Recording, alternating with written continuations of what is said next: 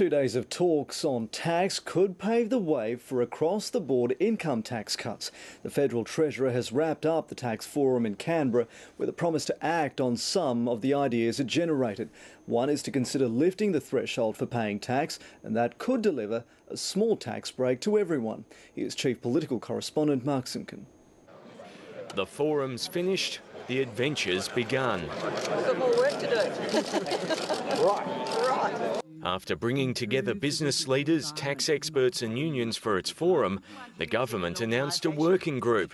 Its purpose is to bring together business leaders, tax experts, unions. It will be supported by the Treasury. Its priority is to find ways to help companies that are losing money, perhaps by getting refunds on tax paid in past years. What we have done here today, I think, does put us on the path to the next steps for tax reform. Other steps being contemplated include uniform state tax laws and closing loopholes like the living away from home allowance.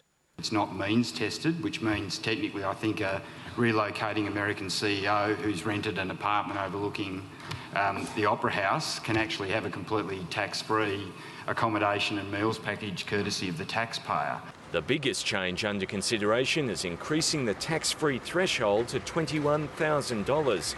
That means hundreds of thousands more people will pay no tax and everyone else gets a de facto tax cut.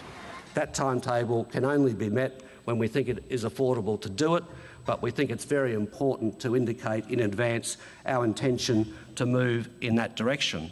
Affordability is a challenge. A member of the Henry Tax Panel is warning of a fiscal time bomb. We confront this fundamental tax transfer crisis, if you like. It is a crisis. Without a major shake-up, he predicts the average marginal tax rate could rise to 60% to pay for ballooning welfare and family payments.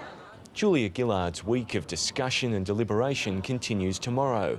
After the tax forum comes the jobs forum, an attempt to appease Labor's left and the industrial unions who have been demanding an inquiry into the job-hemorrhaging manufacturing industry. Mark Simpkin, ABC News, Canberra.